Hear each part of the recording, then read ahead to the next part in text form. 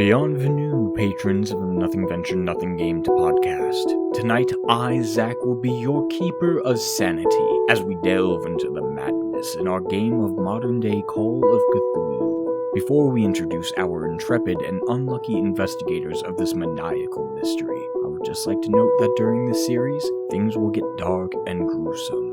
So if you're not a fan of that, there's no shame in turning these episodes off, watching something fun and lighthearted instead. Still here? Good. So if you're ready, then let's begin this series of unfortunate events.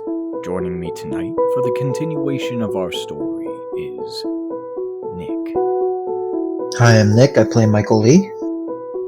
When last we left our investigators, it was a new year and the horror of the night at the hospital seemed like a far-off memory.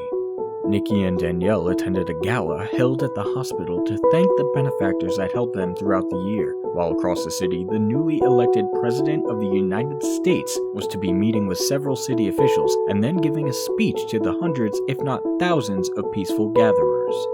Here, Remy and Mike were stationed in case things went south, and Hank showed up delivering some more elite individuals to the event.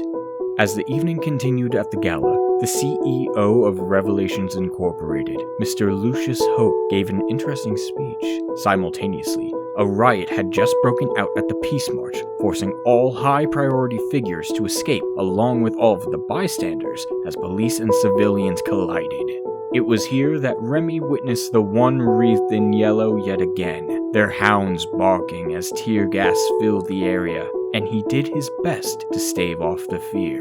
Back at the hospital, Danielle had just been informed that a patient of hers had an accident, wherein upon investigation, she found a bloody and gruesome scene before her. Officer Lee, why don't I remind you of what happened when last we met? Sure. Last time, there was a peace march. The President of the United States was making a newly elected President of the United States was making a tour of the U.S. to the major cities to talk about certain things like new infrastructure and tax plans and what cities who were in need of funding due to the struggle of the pandemic, what they needed from the government. This is a more hands-on approach than the city has seen in recent years. And so a lot of people, just citizens of the city, also took to wanting to join in on this event. The president had decided that he would be making a speech to the public after the meeting. You and a lot from your precinct and various other precincts around the city were stationed at this meeting outside to prevent people from storming up and to just keep the peace, as more and more people kind of, collected in the area.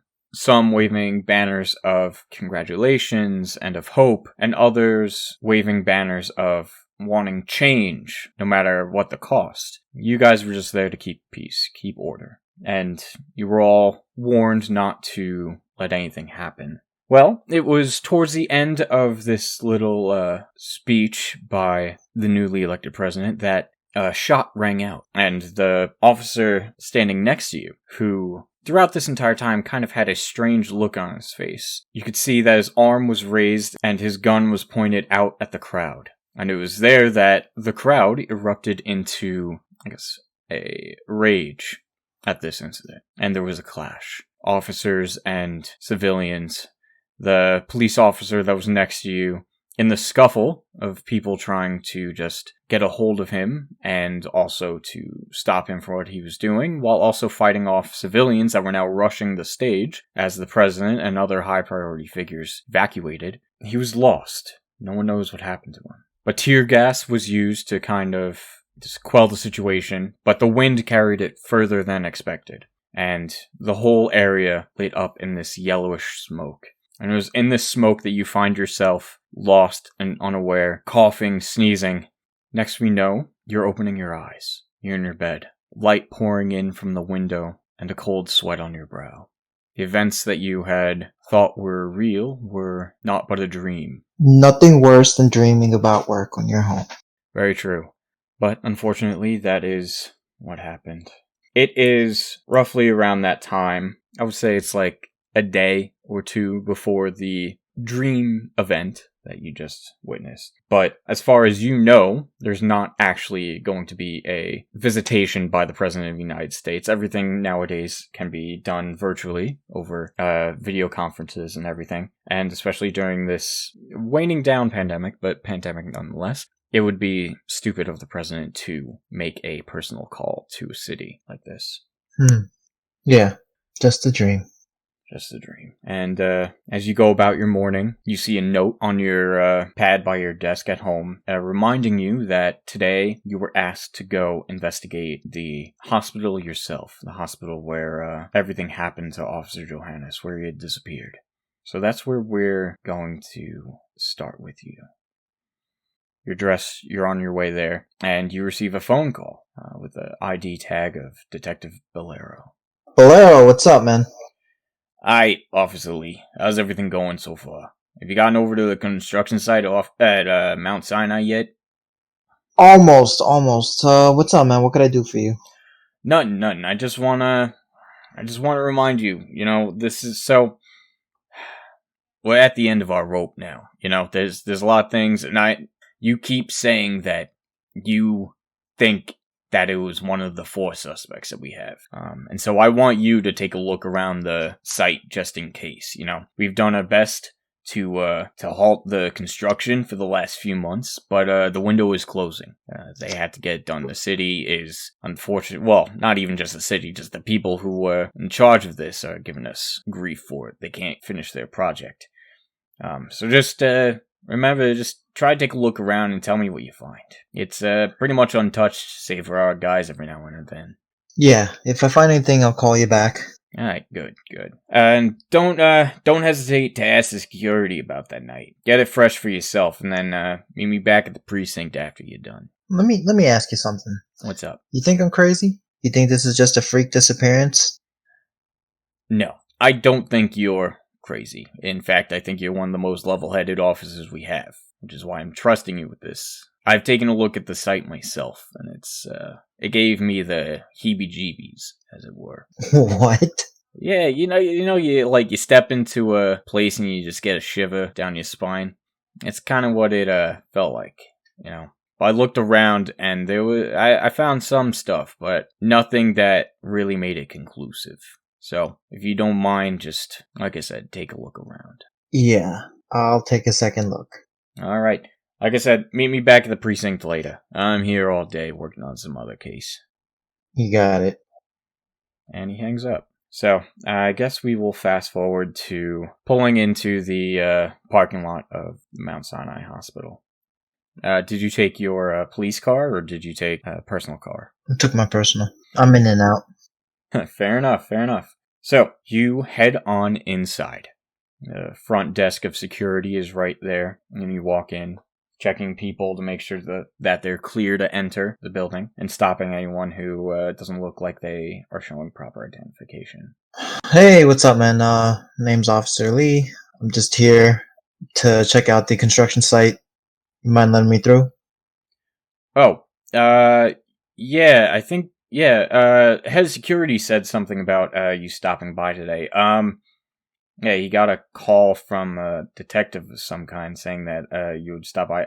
Listen, let me write you up a pass so that you can walk around freely, but I think the head of security wanted to chat with you before you go upstairs. I think he said something about escorting you through or showing you everything that he's already shown other officers. So fine. What room is he in? You make a right down this hallway. It's all the way on the left. Right down the hallway, left. Got it. Yep. Can I just see ID? That way I can write up a pass for you. Yeah. Here you go. It's just a couple minutes quick. Writes up a visitor's pass, which you stick onto your vest or whatever you're wearing, and you're able to walk freely. Okay. Got it. So, like I said, the security office is down the hallway to the right, all the way on the left. So you make your way there to a door, obviously labeled security, and it is closed. Great. You know what? I'll just start the investigation without him. All right. Head upstairs. You got it. I mean, there's things known as knocking on doors, but that's fine. All right, so upstairs, You make your way up the northeastern staircase to the construction site. In the stairwell on the way there, like just before the exit onto that construction site, do you have dice on you or no? I am going to use digital dice. Cool. All right. I would like if you would roll me a constitution check. Just quick, just against your con score. I forgot the website that you used. D20 dice, right? Yeah, Dice something roller? like that. Okay. What do you want me to roll? So it's a 20? D percentile. It's a D percentile. A D100, it might be. D100. All right. Rolling right now. Cool. 41. All right. And what is your con score? Do you know? Yes, I'll have to pull it up. Constitution is 60. All right, cool. So there's a point when you're climbing up the stairwell to the construction site that you feel a little chill at the back of your spine. But for you, it's a chilly day outside. You're nearing a spot where it's open air. The only thing stopping the wind up there is a whole bunch of tarps, leading out into the sky outside of it. Business as usual. Yeah, business as usual. As you reach the landing, the door is taped over with caution tape. Police line do not cross, which you can easily remove to access the construction site. Yep, I go through the tape, open the door. So, let me just explain to you what the construction site looks like at first glance, and then you can ask me questions, and I will ask you to roll whatever corresponding skills we need for you to complete your investigation.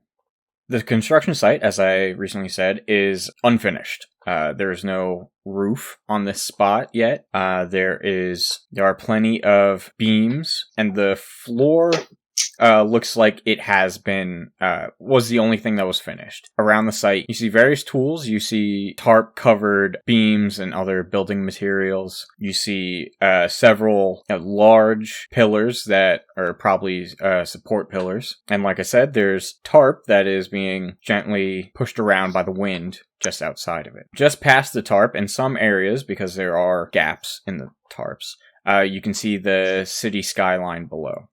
Or above, just around. So you're able to effectively see the city all around you. Okay. Is it possible to walk the perimeter first? Yes, it is. Okay, let me do that. All right. And I'll work my way in. All right. Walking the perimeter, give me a spot hidden check. That is a skill on your character sheet, which I believe you are proficient in to some degree. Okay. What do I roll? So it's again a D percentile. D100, and you're trying to roll under your spot hidden score. Okay.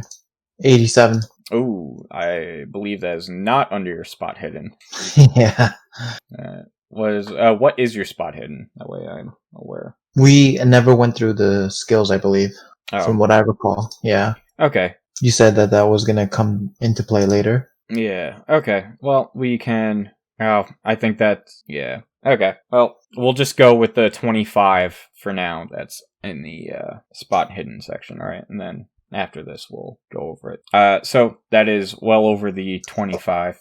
So you're walking the perimeter, and nothing really seems to be out of the ordinary as you go around the perimeter. It's essentially like the only thing that's really keeping it from being an open air area is these tarps.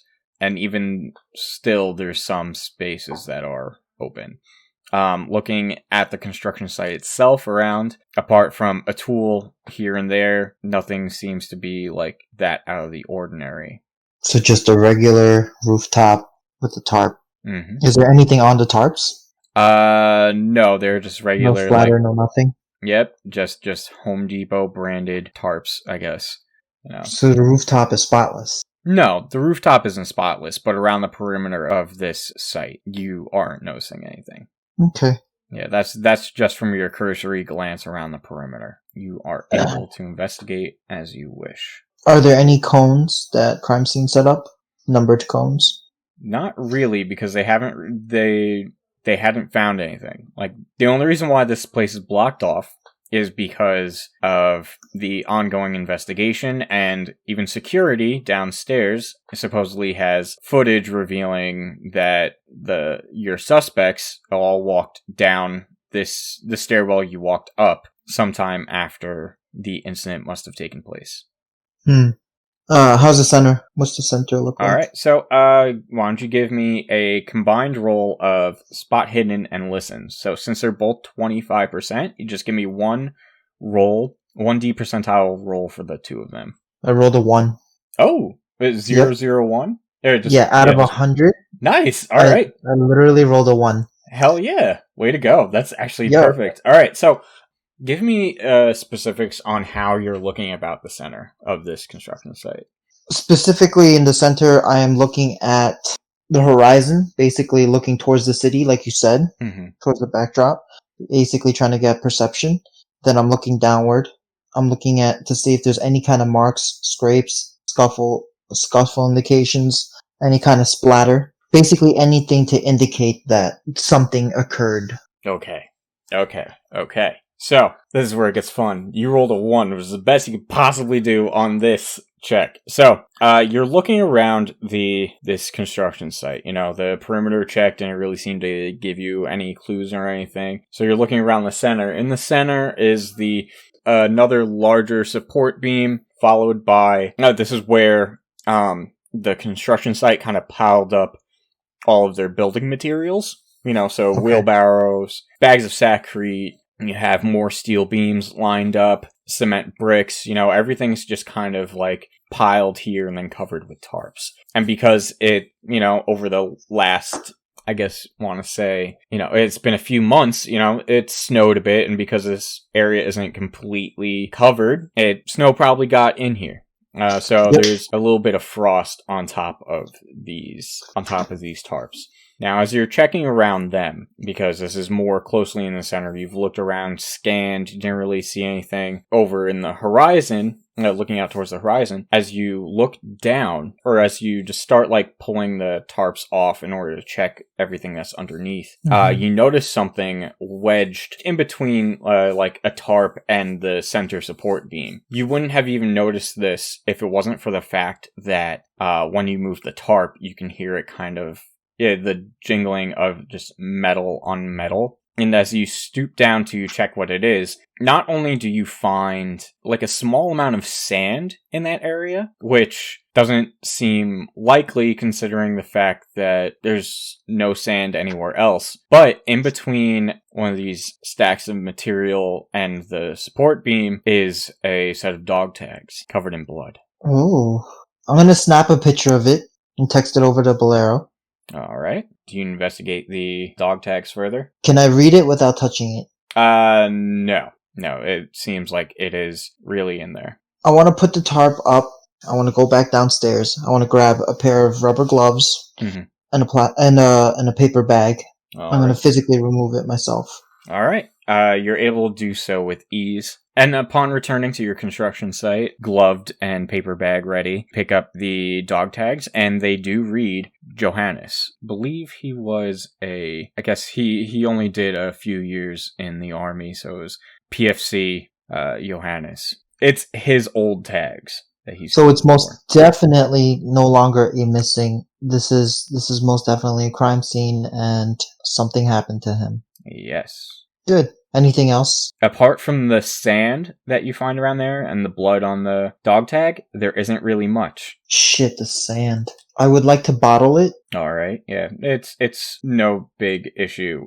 Saying that you also grabbed some sort of vial or something from downstairs in the hospital. Okay, so sand is bottled and dog tags recovered. All right, kill confirmed. Yeah. All joking aside, yes, that is pretty much like the end of everything that you see up there. As you go to exit the construction site for the final time, thinking you've finally gotten everything, you hear a low growling behind you. A hand on my firearm. And as you turn around to face whatever this growling is, you don't see anything. But you, again, the growling was so near, so existent in your, like, space, that it seemed like it was, like, right behind you. Got it. That's fucking weird. As you head down the stairwell, closing the door to the construction site, putting the tape back up, on your way down, you run into the head of security, Smith. Okay. Ah, officer, I see you've already made your way up here. I was told you were visiting today to help out. Yeah. I saw your door was closed. Didn't know if you were in or not, so I figured I'd just run upstairs real quick. Oh, yeah, no, we just keep it closed so that people don't just walk in unannounced, But that's fine. Is there anything else I can show you here? We still have a backup of the tapes if you want to check them out. I don't know if you've already seen them back at the precinct or not. Yeah, you know what? Let me take a look at them one more time. All right, you got it. He kind of clutches his stomach as he walks with you out of the stairwell, and he's like, I don't know what's up with this sight here, but ever since that night, I always get nauseous coming up the stairwell. Whatever. So, yeah, we have the security footage, and he's saying all this while you guys are walking. We have the security footage. We made a backup just because the officers that came that night to take witness statements then kind of took it for files. I think Detective Bolero might have that video file. But we kept one on backup just in case. It's pretty weird, not gonna lie. But if you will follow me, we'll just get right on that. So he directs you back downstairs to the first floor to the security guard office. And inside there's 4 or 5 desks that have a whole bunch of monitors on them. And he leads you to the back corner where he sits down behind the monitors and opens up a bunch of video files to the night and time in question. He gets up and ushers you to sit down. Do you want coffee or something, or do you want me to stand here and kind of explain things as you're watching them? No coffee, but let me watch the first one through without anything, and then you can tell me what's going on. All right, you got it. There might be a part where we just gotta speed it up, but yeah, I'll let you figure that out. So, what you're watching. Do me a favor and just roll me another D percentile on spot hidden again. And if you would like, you can make me another one on either electronics or maybe computer use. Okay, first one is a 38. Okay, that's not so bad over the 25. Second one's a 52. Okay. Well, that's fine. So, you're watching the security tape. I've explained this before, but what this shows is earlier in the evening, it shows you and Officer Johannes together in delivering the patient up to his room where he was put in the hospital. It shows you and Johannes kind of strapping him to the bed for his own safety, handcuffing him, and then you and him were talking briefly, and then you left. And you know this as this is when you went back to the precinct to just get the transfer paperwork. That way you guys kind of stayed with him the whole way as they brought him to a better facility. Okay. So after you left, what happened was you had Remy Renard, who was with you earlier in the day, still there in the room, staying with Johannes. Another nurse was tasked to stay in there too while they awaited Dr. Warber. And then every so often, one of the doctors on staff would come in just to check, and together him and the nurse would take vitals and just kind of make sure that he was doing okay. And it's about 45 minutes after this that Danielle finally shows up. The doctor is out of the room at that time, but she finally shows up, and you see her checking over his chart and kind of talking with Renard and Johannes about everything that's going on, what happened, and she goes over to Jonathan Henry's side and kind of removes some of the bandages from him just to kind of see what's up. And it's not too long after that the power starts to flicker. The lights start to flicker in that room and everything goes black. So I can't see anything. Yes, there's nothing. Now, the security footage also shows the rest of the rooms and floors in that area, and according to them, the power flickered and then came back on and everything was fine. Only the camera in this room stayed off. And it was off for a good, maybe 15, 20 minutes before it comes back on. And you're sitting there this whole time just watching, just hoping to see something. And then when it flickers back on, it looks like no one had been in that room in the first place. The bed is neatly made. It looks like there wasn't an IV in there. There's no chart in the foot of the bed, but they're gone. And so is Jonathan Henry. Now, you find this peculiar because as you were watching, and you can see the other cameras from that floor, no one entered or left that room once the flicker had happened, and it shut off briefly and then came back on. But the I rest want to ask the security. Yes. I want to ask the head of security if he altered the tape. Doesn't make sense. No, this is actually the way it was. Like we have backup generators just in case of power failure, which is why like the security cameras kind of just click back on very quickly. They're also on a separate system, so they're like battery operated too, just as like a failsafe. That way we constantly have a recording. Whether or not it's directed to the computer terminal here, that's it. But this is the only camera that didn't come back on right away. So you're telling me that the date and time is consistent and that people were in this room and when the camera came back on, nobody was there. And it looks like nobody had been there. Yes. Okay. You said that the other cameras on the floor flickered.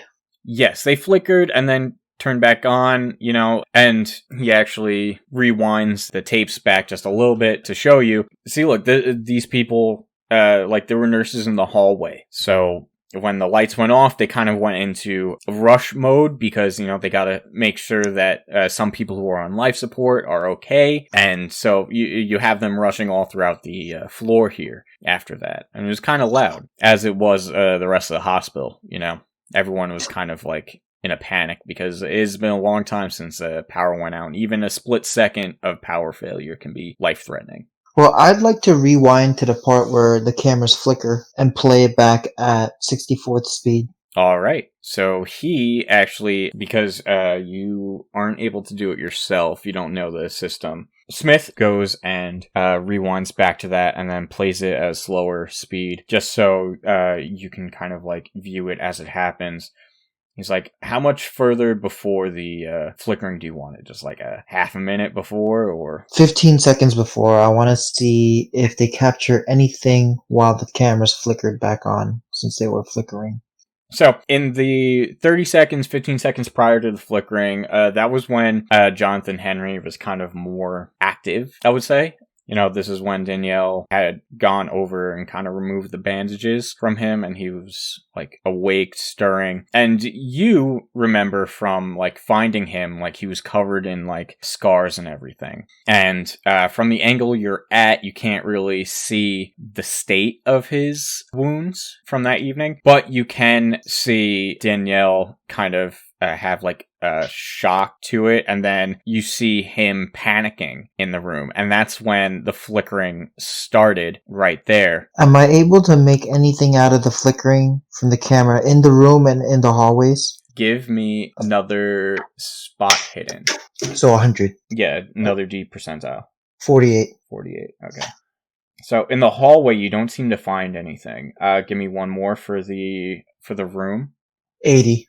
Oof. All right. So slowing it down, you feel like you see something, but upon like replaying it and playing it and slowing it down further, you're not really sure if you were just blinking weird every single time that it like flickered or whatever, but there doesn't seem to be anything obviously off. And again, like the only thing that's different is the fact that like the room footage is just black after the flickering. It was like, it flickers a couple times and it's like a second and then it's black. Alright? But the outside in the hallway, it flickers, loses power like a second or two, and then it's back on. It's back on, and you see like there are nurses and hospital staff just running throughout the hallway, just going into rooms, checking to see that people are okay and everything. Okay. I asked the security guard, the head of security, to roll back the footage one more time for the one in the room. Played at a fraction of a second, like fraction speed, so like really slow. This time, I'd like to play it the whole way through. Well, after Danielle undoes the wraps, I'd like to ask him to put the speakers as high as possible, and I listen to it with my eyes closed. And I'd like to see if I could hear anything. Okay. Cool. All right, so do me a favor, do a listen check. So D percentile. 36. Okay, that's not so bad. It's not so bad considering that you have right now you're at 25. That's okay. So, with that, all right, Smith goes over, changes everything, puts the volume up to max, and even plugs in a set of headphones for you. Some nice noise-canceling headphones, just so you can kind of, like, focus in on it. And you're listening to the playback, and you do hear Danielle speaking very slowly as she goes to do this. And in the moment when she's about to take the bandages off, you close your eyes and you listen intently, because it is just after that the flickering starts.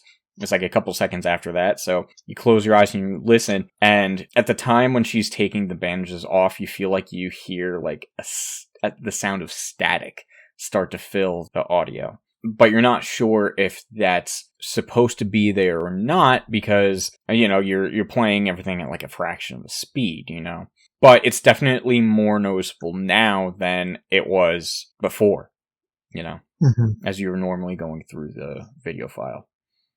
Okay. And I don't hear anything else. No, is the static, and then the static cuts off at the same time that the screen goes black. I'd like to hand the headphones over to head of security, ask him if that static is normal. He listens and he's like, as far as we know, no, there's never really any snow sound from any of our receivers. Yeah, no, I don't think so. But at the same time, also, like, we've listened to all the audio from the rest of the cameras, and none of them seem to be making that noise.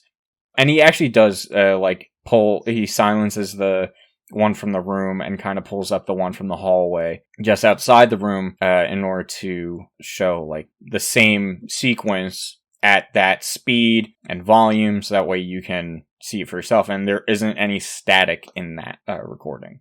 Ask him if there's cameras on the stairwells. Yes, actually. And he actually pulls up a second video file. So this recording was grabbed from a few hours later, actually. This was, like, we didn't even notice when the power went out that this one camera stayed black until later. And then when it was empty, we didn't think anything of it. We're just, it's an empty room. It's fine. But then, like, the next time, and he pulls up the stairwell to the northeastern part of the building where the construction site is. It was about 3 hours after the blackout, I guess, that these people just started coming down the northeastern stairwell from the construction site. So the cameras never picked up them going up the stairs into the roof? No. The camera stayed black? No, not even that. It was just, this is the only way to this space. Like even the elevators aren't ready to go up that high yet. And so the camera that he mentioned, the one that was in the stairwell, the one that stayed black until hours later. No. The one that stayed, it didn't stay black. The stairwell one was always functional. It was just like the ones in the hallway where it was just like quickly flashing and then it was normal. Okay, so the stairwell ones are all normal, but it doesn't show them going up the stairs to the roof. No, it actually doesn't. And so what he does is he actually plays it on fast forward for you in order to show, like, disparity of time there. It's like, so this is from before the blackout. He fast forwards it to briefly right before the blackout, and he's like, just give it a minute. In that minute, there's the flicker. And then it goes back. He's like, that's when the generators kick back on. And then he fast forwards again just to, like, do it. Just to, like, keep it going. Just to, like, make sure that you get to the end. And so it's, like, 3 hours later in the time that's listed on the camera that there's activity as you see 4 individuals walking down the stairwell. And the 4 individuals are Dr. Warber, Mr. Ricci, you had Miss Weller, and Remy Renard. I'd like to make a note of when the static happened in the first camera, right, as the timestamp. Mm-hmm. And I'd like to view the stairwell one starting at that timestamp with the headphones at max volume. Yes, so the same time is dead quiet. Well, not dead quiet, but, like, max volume, normal speed. You kind of hear the inkling of people rushing around on the floors below because of everything that had kind of been going on. But you have to remember, like, this stairwell is also the only one that goes up to the construction site at the top because the floors below it were also under construction as well. And I wouldn't hear anything even if I played it at a fraction speed. At a fraction of speed, no. You can make out the difference between static and not static. Like, you can hear, like, the sound of people, like, yelling and telling other people to do things in a panic, kind of, you know how that sounds slowed down. So you can definitely hear that even as you speed up to normal speed. That's just the people on the floors below just telling each other what to do in order to check on other people. Okay. I'd like to play back the 4 of them coming down the stairs, but at an extremely slow speed. What I'm looking for is anything that'll stand out to me, like state of their clothing, look on their faces, maybe they were talking to one another. So, as you look at this, give me a spot hidden again. Okay, 43. All right. So, as you're watching the tapes here and you're watching them come down the stairwell, it kind of looks like they have like a blank stare to them. Like nothing is really like, you know, when the lights are on and no one's home kind of situation, or they're just kind of just staring forward, like just moving at that point. All 4 of them. It's not just like one of them. And then you continue following them. There's no talking, nothing. You just hear the sounds of their footsteps as they go down. They don't seem to be injured in any way. And as you continue down the stairwell watching them, they exit out onto the floor where they were, you know, like where the room was. No blood, no torn clothes, no nothing. No, nothing. And you actually can see like a camera from another spot on that floor that faces that stairwell. And it shows them entering and they're kind of just like, and as they leave, they kind of seem more normal. They're just like aware of themselves and that they're like walking out into a lit like floor where people are just kind of rushing around. And they kind of just like look confused. And then you see in turn, like each of them just start like clutching their head and kind of like making their way downstairs towards the emergency room. How are the state of their hands? Everyone seems clean from the video. They seem clean. And head of security, Smith, next to you, turns to you. So I see you're focusing on these 4. Yeah, we had them in here that night.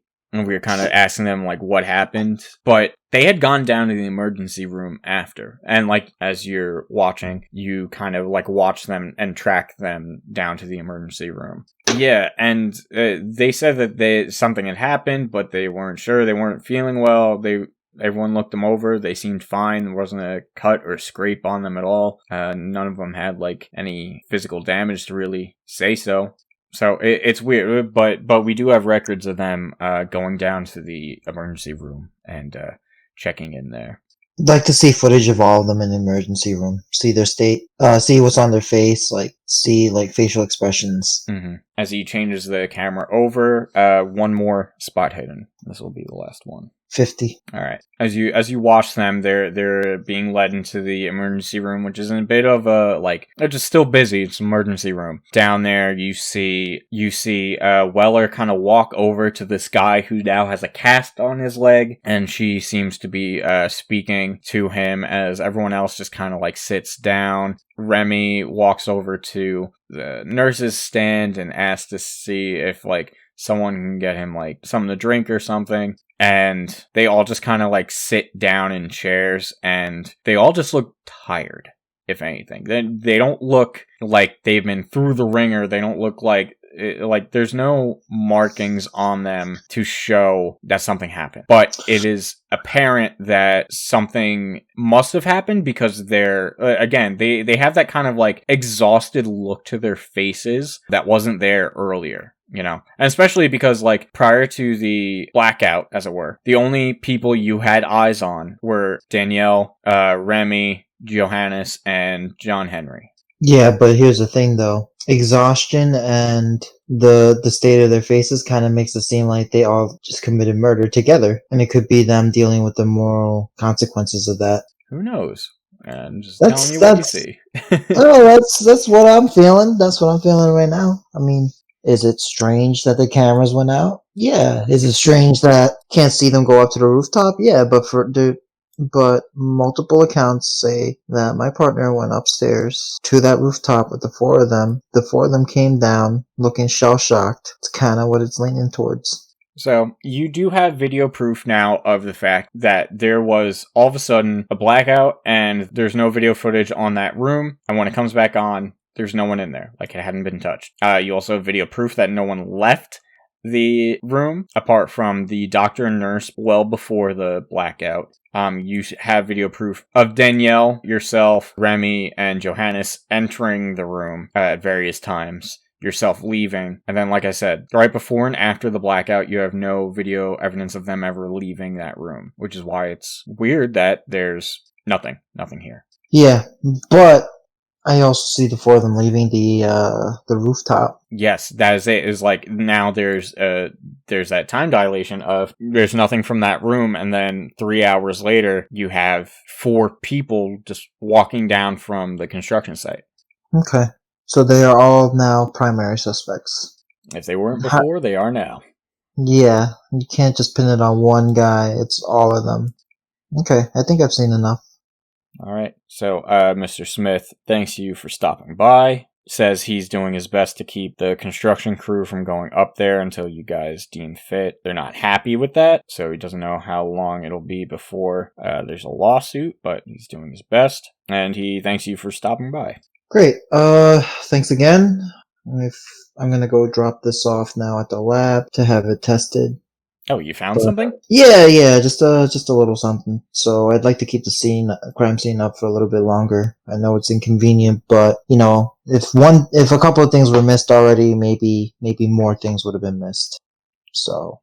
All right. No, that seems to fit. All right, you got it. We'll do our best. Thank you. I appreciate your cooperation. And you're able to leave at your leisure. Yep, and that's it. Nothing further at the hospital.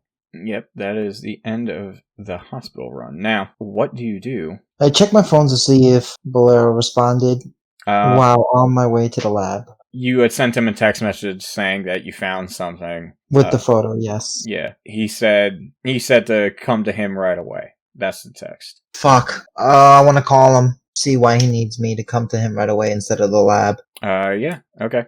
You ring him up. Officer Lee, everything okay? Yeah, Bolero, what do you need to see me for right now? I'm about to go to the lab and drop this stuff off. Well, yeah, I see that you found something. I want you to give me a rundown on what you, before you bring it over to the lab, I want you to give me a rundown of where you found this. Give me what you think the investigation, has led you to. Alright? I want you to catch me up. So, I went over security footage. It doesn't show our 4 suspects. Hey, come back, meet me here before you go to the lab, and then we'll go over to the lab together. Alright? That's all. Sure. Fine. Alright, and he hangs up. Okay, so I head over to him. Alright, so, it's as quick of a drive over to the precinct as it possibly can. It's the middle of the day.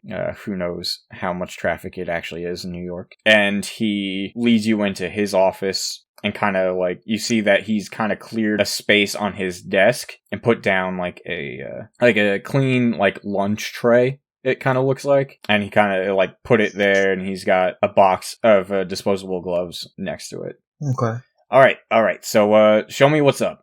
Let me walk me through what you found here. All right, so we got a vial of sand, which is unusual, seeing as it was on the rooftop. There was no sand anywhere else, and a pair of my partner's dog tags covered in blood. I want to do a DNA test for whose blood that is, and I want the lab to look at the sand, see where it came from. Alright, yeah, that's actually a good idea. Here, I have, and he actually, pulls something out of his desk drawer, and it's also a small vial, and he puts it onto the tray. It's this here is another, when I went myself, I actually did find a bit of sand there. I didn't see any blood when I was looking around, but, I did find this sand. So, if they're able to find that these two match, but see if they can link it to any known metals, rocks, I get what you're saying. Yeah, because this was right inside the door to the construction site. This sand. You said you found that sand where you found the tags there. Yep. All right. Well, I guess that makes sense with all the wind up there. At one point, it must have been blown away. But all right. So, what do you think is going on? Well, we know for a fact that my partner was up on that roof with 4 other individuals.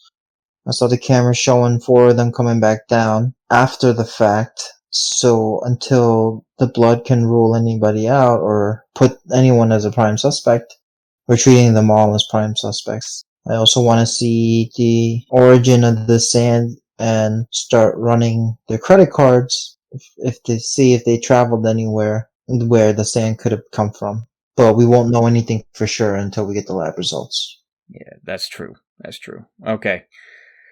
Whew. All right, let's do that then. Because I have combed over that roof a few times. I've gone through the security footage plenty of times, and it gets kind of nerve-wracking. So I'm glad you were able to also take a look at that now, and even get some insight from the security over there. I want the team to do another sweep too, because if they missed this, they might have missed something else. It's a possibility they might have, but I don't think they have. I mean, you said you found this like wedged in a corner somewhere, right? Yeah, and if they did their jobs right, they would have found it wedged in the corner. Nope, I'll have them check in various places around the site there. But thank you. All right, let's go bring this over there. DNA probably won't be back until the end of the day, so you can do whatever you need to do. I mean, sorry to call you in on your day off to do this, but it's fine. All right, and so you bring all the samples over to DNA to get them tested, and you have the rest of the day. The rest of the day kind of goes by uneventful. You can take care of errands or whatever you need to, whatever that looks like for you. And it's, I would say, around like 7 o'clock in the evening when you get a call back from Detective Bolero. Bolero, what do you got? Alright, so I did send the team to do another sweep of the site. They didn't find anything. I had them look over, like, in nooks, crannies, whatever it was. I think you may have found the only thing that could have been up there, linking this to the scene of a murder. They did find a little bit more sand, and that's about it, because I was able to tell them to keep an eye out for that in those, like, little pockets. But other than that, that's really it. But DNA got back. It's a match for Officer Joannis. No prints either, right? No. It the only things on it are his own. Fuck. Okay. Yeah, but the blood thumbprint on it, any describable DNA markings or whatever, it was all him. You know, he was the last one to touch that. I mean, he kept it under his shirt at all times, so you know. Okay. But the tags were, cord wasn't broken that was holding them together. So he took it off his head? I don't know that. It seems, the blood splatter that's on these things kind of come from towards the top, I guess. If you're kind of wearing it, on the top end, closer to the head. So I don't know how it could have come off.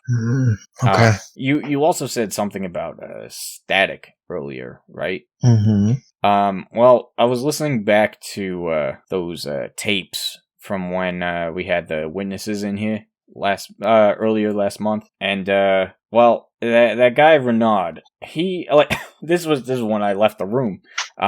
He gave you some like inside scoop on like what's going on, right?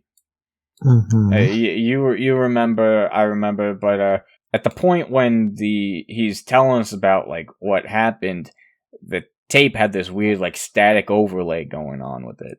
You know, I thought at first like, oh, maybe it was just faulty equipment. You know, the thing I'm using is old, but it's reliable. But you know, it's still old. But yeah, I don't. There could be a connection there.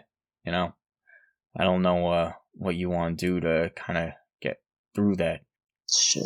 I want to play both back simultaneously at the same speed and see if we can pick something up at the same. If we play it at the same time. Did anything come back on the sand? No, not yet. They're still trying to figure that one out. Okay.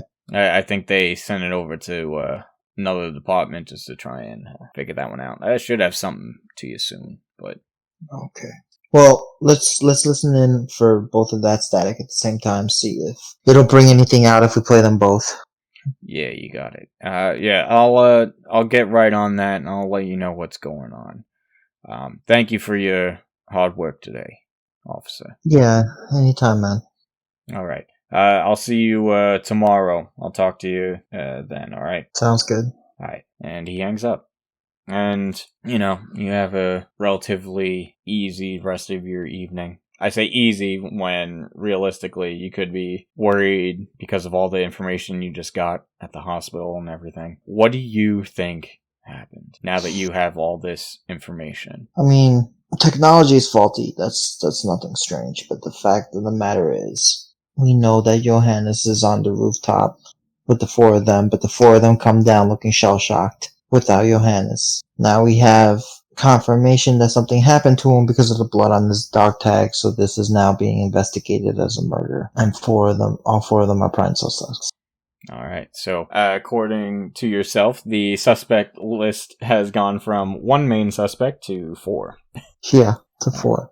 Alrighty. Well, that's the best we can do then. So, now that you have a clear goal in mind, especially like tomorrow, you have to head on over to the precinct again to try and figure out what's up with this sand. Maybe Bolero has figured out something to do with the static, but the rest of your night goes by nice and easy. And you go to bed, and within minutes you're asleep.